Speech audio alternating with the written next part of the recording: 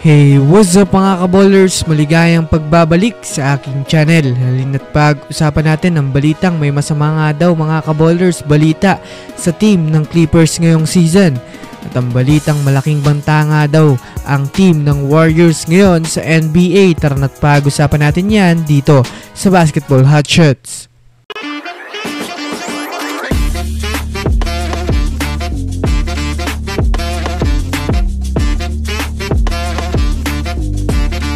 Una nga muna tayong dumako mga kaballers sa balitang may masama nga daw balita sa team ng Clippers.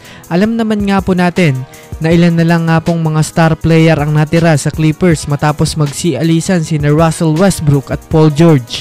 Sa kasalukuyan nga po mga kaballers ay marami pa rin ngang tagahanga ang Clippers dahil sa tandem ni Kawhi Leonard at James Harden.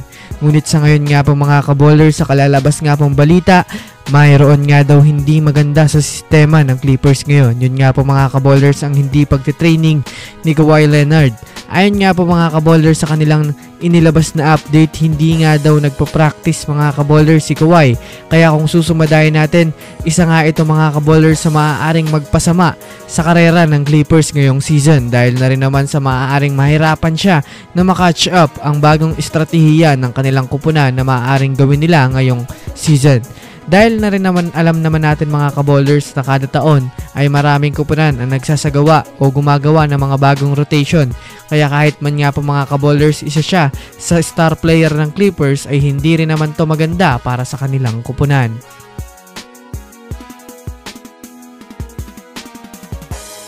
Samantala, dumako naman tayo mga kaballers sa balitang malaking banta nga daw ngayon ang Warriors sa NBA. Well, sa bagong playing style ngayon ng Warriors ay may maganda na nga pong epektong nasisimulan ito mga kaballers. Sa kasalukuyan nga ay 3-0 na ang kanilang standing sa preseason na masasabi nating undefeated nga po ang kanilang status ngayon. Kung susumadayan nga natin mga kaballers, base sa laruan ng Warriors ay talaga namang maganda ang kanilang rotation. Lahat ka ng kanilang mga player ngayon ay maaasahan pagdating sa pagtala ng puntos. Kaya naman maraming fans ang natutuwa sa kanilang team.